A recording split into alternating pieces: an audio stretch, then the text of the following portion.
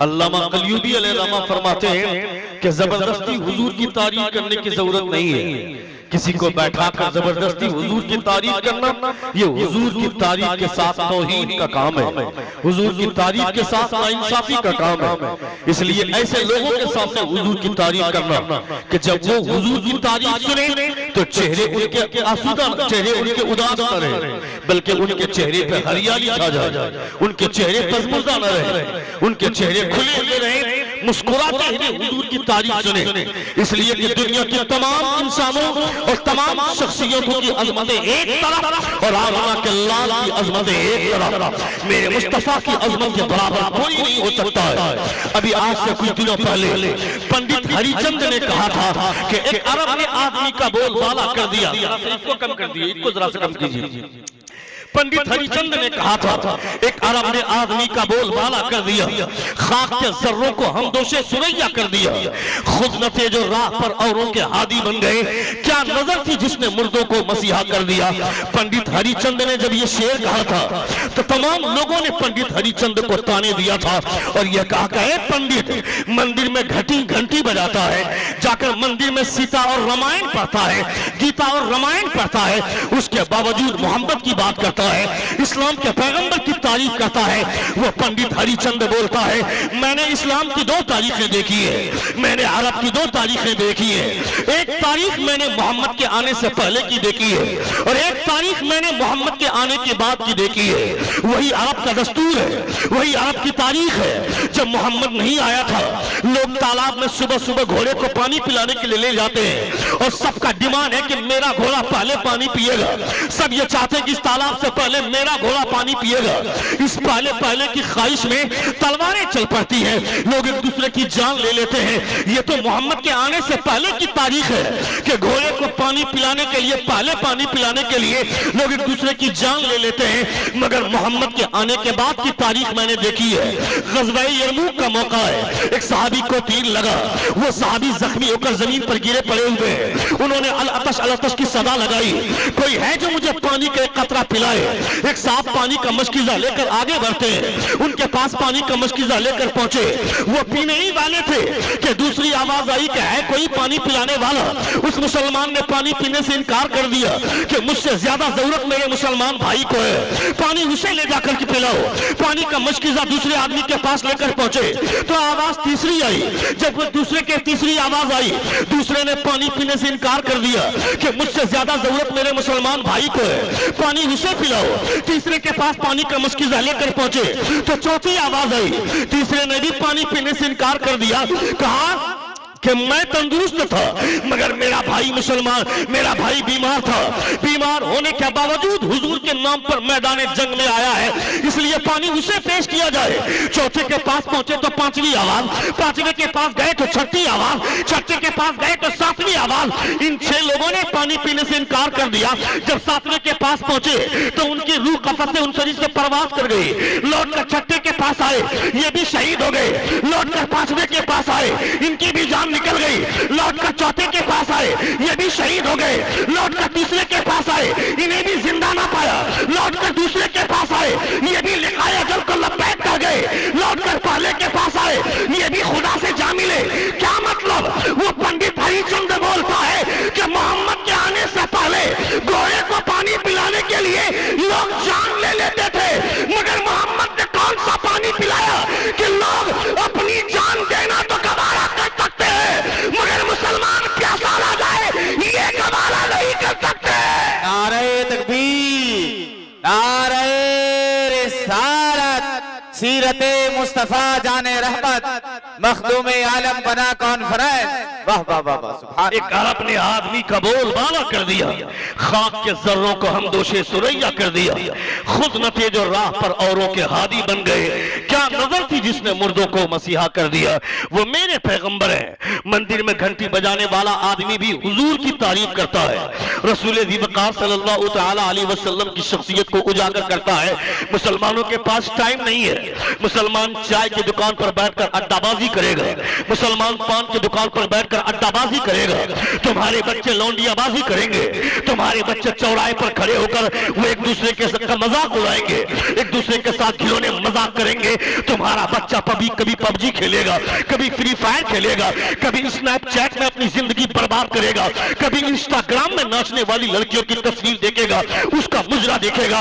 ये तुम्हारे घर की तारीख है। मगर आज से पहले की तारीख पढ़ने के बाद हमें एहसास होता है हमने अपने बच्चों की जिंदगी बर्बाद कर दी।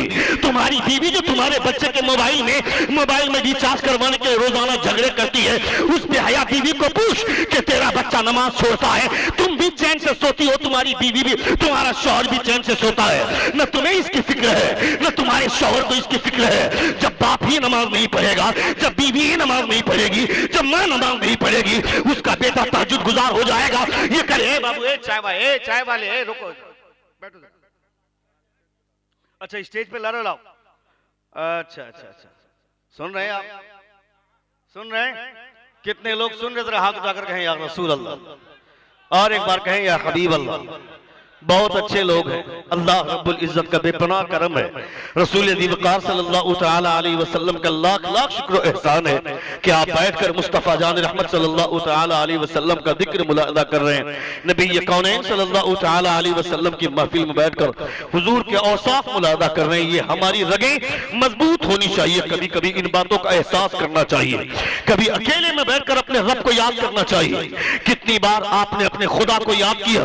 अल्लाह रब्बुल इज्जत ने इतनी सारी नियमतें दी हैं, मगर उन तमाम नियमतों में से कभी एक नियमत को भी याद करने का तुम्हारे पास टाइम नहीं है, तुम्हें मौका भी नहीं। तुम्हें मौका मिलता है तुम मगर इन चीजों को गवा देते हो।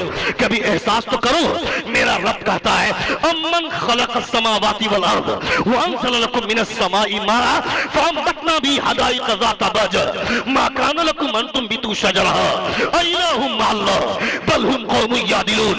अल्लाह फरमाता है कौन है जिसने जमीन को पैदा किया? कौन है जिसने आसमान को पैदा किया? कौन है जो आसमान से बारिश के कतरे को गिराता है? किसने तुम्हारे खेत को हरियाली में बदल दी? किसने तुम्हारे खेत को बागीचों में बदल दिया? फअंबतना बी हदाइक़ ज़ात बहज, आवाज कम कर दिया, फअंबतना भी हदाइक़ ज़ात बहज। तो ये मैं हूं जिसने ये बहजत वाले बागात लगाए। अल्लाह फरमाता है मा कान लकुम अन तुंबितू शजरहा, तुम में से कोई भी आदमी एक दरख्त लगाने के लायक नहीं हो, ये हमने लगाए। ये सारी हरियाली मेरी वजह से है। अल्लाह रब्बुल इज्जत फरमाता है अलम नजालिल अर्द मिहादा वल जिबाला औतादा व खलक़नाकुम अज़वाजा व जअलना नौमकुम सुबाता व जअलना लैला लिबासा व जअलना नहारा मआशा व बनैना फौक़कुम सबअन शिदादा व जअलना सिराजन वहाजा व अंज़लना मिनल मुहसिराति माअन सज्जाजा लिनुख़रिज बिही हब्बन व नबाता। अल्लाह फरमाता है ये जमीन तेरे लिए आरामदायक मैंने बनाया। मैं इतना नर्म किया इस जमीन को कि तुम पांव रखो तो तुम्हारे पांव धंस जाए। मैं इतना टाइट किया इस जमीन को कि तुम्हारे पांव में चुभे। मैंने इस जमीन को मिहादा बना दिया, यानी आरामदायक। वल जिबाला औतादा, पहाड़ों की कील ठोक दी। व खलक़नाकुम अज़वाजा, तुम्हें जोड़ादार बनाया। तेरे बाप को अकेले रखा था जन्नत में हजरत आदम को, मगर अल्लाह रब्बुल इज्जत की तमाम नेमतें देखने के बावजूद हजरत आदम को अकेलापन महसूस हुआ। तब खुदा की बारगाह में दुआ की, ऐ परवरदिगारा, मैं जन्नत में सारी नेमतें देखता हूँ मगर मुझे अकेलापन महसूस होता है। ऐ परवरदिगारा, कोई रफीक सफर पैदा फरमा दे। हजरत आदम अलैहिस्सलातु व तस्लीम ने दुआ मांगी। अल्लाह रब्बुल इज्जत ने हजरत आदम की आंख पर नींद गालिब फरमाया। तब अल्लाह रब्बुल इज्जत ने हजरत आदम के बाएं तरफ की सबसे ऊपर वाली पसली से हजरत हव्वा रज़ियल्लाहु ताला अन्हा को पैदा फरमाया। यानी तुम्हारे बाप को भी जन्नत में चैन नहीं मिला बीवी की वजह से, यानी उन्हें भी कोई रफीक सफर चाहिए। तो तुम इस दुनिया में कैसे रहते? व खलक़नाकुम अज़वाजा, हमने तुम्हें जोड़ादार बनाया। व जअलना नौमकुम सुबाता, हमने तुम्हारी नींद पैदा की। ये सारी नियमतें अल्लाह रब्बुल इज्जत ने अपने बंदों को अता की। एक दाना जमीन के अंदर डालता है, वो दाना डालने के बाद उस पर चौकी चला देता है, जमीन बराबर हो जाती है। वो दाना जमीन के अंदर फना हो जाता है। अचानक वो दाना जमीन की छाती फाड़ कर दरख्त की सूरत में बाहर आता है। इस दाने को इतना कमाल किसने पैदा किया? इस दाने को इतना पावरफुल किसने बनाया? कौन सी ताकत है जिसने उस दाने को जमीन की छाती चीरने की ताकत दी? जिस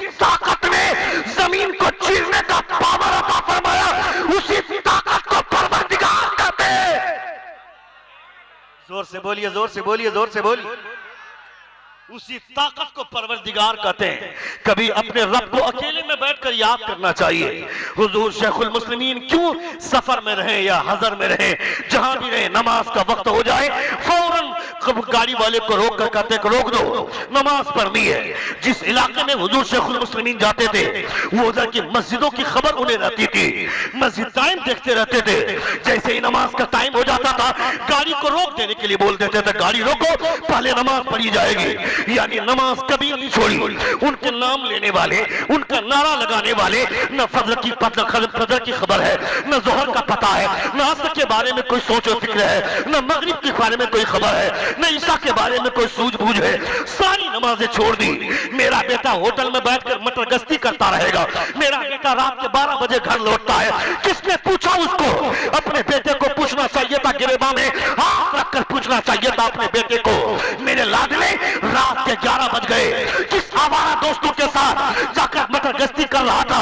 रात के 11 बज गए, अभी घर लौट रहा है। तुम्हें तो रात के 9 ही बजे घर लौट जाना चाहिए था। मेरे हुजूर ने फरमाया था मगरिब की अजान होने से पहले पहले अपनी बीवी को, अपने बच्चियों को और अपने बच्चों को घरों में दाखिल कर दो, ये मेरे मुस्तफा फरमाते हैं। मगर मेरी बीवी मगरिब के बाद जाएगी मेला, मेरी बीवी, मेरी बेटी मगरिब के बाद मेला जाएगी। हुजूर ने कहा था कि मगरिब की अजान से पहले पहले औरतों को घर में दाखिल कर दो, बच्चों को घरों में दाखिल कर दो। क्यों? हुजूर फरमाते हैं वो मिन शर्रि गासिकिन इज़ा वक़त की तफसीर में अल्लामा शेख इस्माइल हक़ील रहमा फरमाते हैं कि जिस तरह तुम्हारी ऑफिस खुलने का टाइम सुबह 10 बजे, काम पर लगने का टाइम सुबह 10 बजे, दुकान खुलने का टाइम सुबह 10 बजे, स्कूल खुलने का टाइम सुबह 10 बजे, कॉलेज खुलने का टाइम सुबह 10 बजे, यानी तुम अपना काम काज शुरू करते हो सुबह 10 बजे। उसी तरह जिन्नात और शयातीन, इनके काम काज की शुरुआत का टाइम वही होता है। जैसे ही मगरिब की अजान होती है ये लोग सफर पर निकलते हैं। उस सफर पर निकलते वक्त अगर कोई बच्चा मिल जाए, कोई औरत मिल जाए, उस पर अटैक करते हैं। रोजाना जो सुबह सुबह आकर के अपने ताजुल मुस्लिमीन के पास आकर भीड़ लगाते हैं, मेरी बीवी को भूत लग गया, मेरी बेटी को जुन्नात ने घेर लिया, मेरे बच्चे को रात में डर लगता है। मैं कहता है तुम्हें जो ये परेशानी हो रही है तुम्हारे काले करतूत की वजह से, तुमने नबी की सुन्नत को छोड़ा, नबी के फरमान को ठुकराया। अगर मगरिब की अजान के बाद अपने बच्चों की, अपनी बीवी की हिफाजत चाहता है तो उसे को घर में रख, खुदा तुम्हारी बीवी बच्चों की हिफाजत फरमाएगा। सुन रहे हैं आप? सुन रहे हैं? सुन रहे हैं? कितने लोग सुन रहे हैं? हाथ उठाकर कहें या रसूल, और एक बार कहें या हबीब अल्लाह। नबी कौन सल्लल्लाहु अलैहि वसल्लम के फरमान पे तमाम लोगों को अमल करना चाहिए। हुजूर क्या फरमाते हैं? अल्लाह रब्बुल इज्जत के प्यारे रसूल ने फरमाया था अपनी बीवी बच्चों को सूरज डूबने से पहले पहले अपने घरों में दाखिल कर दो, ये मेरे मुस्तफा ने फरमाया था। मगर हमारी बीवी बच्चे ये सब मगरिब के बाद निकलेंगे। मेला जाना है मगरिब के बाद जाना है, बाजार जाना है मगरिब के बाद चलना है, रिश्तेदारों के यहाँ शादी में जाना है मगरिब के बाद जाना है। क्यों साहब? ये तमाशे हमारे समाज में हो रहे हैं, ये सारी बीमारियां हमारे समाज में है। मेरी बेटी कॉलेज में पढ़ती है, कभी कभी जाकर कॉलेज में देखना चाहिए था। मेरी बेटी कॉलेज में पढ़ाई कर रही है, या किसी गुप्ता के साथ, किसी नारायण के साथ, या किसी गणेश के साथ, या किसी तिवारी के बाहों में बाहें डालकर वो जिंदगी के मजे ले रही है। 7 लाख से ज्यादा मुसलमानों की बेटियां हिंदू बन गई है, तुम्हें खबर है क्या? तुम्हें पता भी नहीं है। तुम क्रिकेट मैच देखकर अपने आप को बिजी रखो, मस्जिद से जुमे की नमाज पढ़ करके बेवकूफ पूछता इमाम साहब से इंडिया का स्कोर कितना हुआ, हम धोनी ने कितना स्कोर किया, मोहम्मद शमी ने कितना विकेट लिया, मोहम्मद कैफ ने कितना स्कोर किया। कौन है वो मोहम्मद कैफ? कौन है वो सईद खान? कौन है वो मोहम्मद शमी? कौन है वो धोनी? ये तुम्हारा नाम तक नहीं जानते, मगर मदीने में एक इंसान लेटा हुआ है, तुम उन्हें याद करो ना करो, 24 घंटे मुस्तफा तुम्हें याद किया। क्या बात है? नारे तकबीर, नारे रिसालत, मसलके आला हजरत फैजाने शेखुल मुस्लिमीन। 24 घंटे 24 आवर्स मुस्तफा 24 घंटे तुम्हारे बारे में सोचते हैं।